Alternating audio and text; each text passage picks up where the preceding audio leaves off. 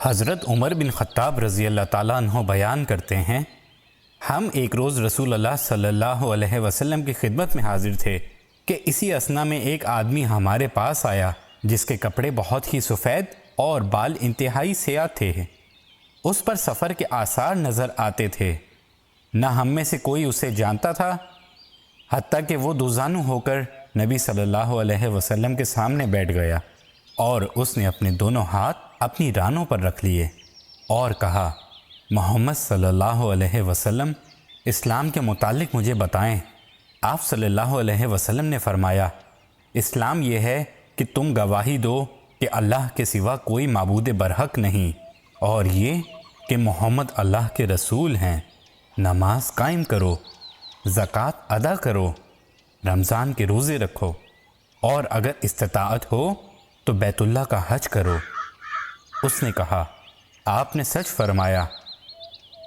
ہمیں اس سے تعجب ہوا کہ وہ آپ سے پوچھتا ہے اور آپ کی تصدیق بھی کرتا ہے۔ اس نے کہا، ایمان کے بارے میں مجھے بتائیے۔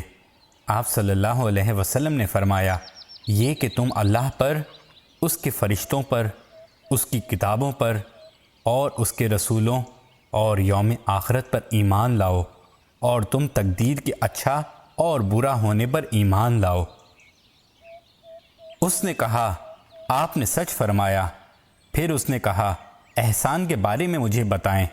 آپ صلی اللہ علیہ وسلم نے فرمایا، یہ کہ تم اللہ کی عبادت اس طرح کرو گویا تم اسے دیکھ رہے ہو، اور اگر تم اسے نہیں دیکھ سکے تو وہ یقیناً تمہیں دیکھ رہا ہے۔ اس نے کہا، قیامت کے بارے میں مجھے بتائیے۔ آپ صلی اللہ علیہ وسلم نے فرمایا، مسئول اس کے متعلق سائل سے زیادہ نہیں جانتا۔ اس نے کہا، اس کی نشانیوں کے بارے میں مجھے بتا دیں۔ آپ صلی اللہ علیہ وسلم نے فرمایا، یہ کہ لونڈی اپنے مالکہ کو جنم دے گی، اور یہ کہ تم ننگے پاؤں، ننگے بدن، تنگ دست بکریوں کے چرواہوں کو بلند و بالا عمارتوں کی تعمیر اور ان پر فخر کرتے ہوئے دیکھو گے۔ عمر رضی اللہ تعالیٰ عنہ نے فرمایا، پھر وہ شخص چلا گیا۔ میں کچھ دیر ٹھہرا، پھر آپ صلی اللہ علیہ وسلم نے مجھ سے پوچھا، عمر، کیا تم جانتے ہو سائل کون تھا؟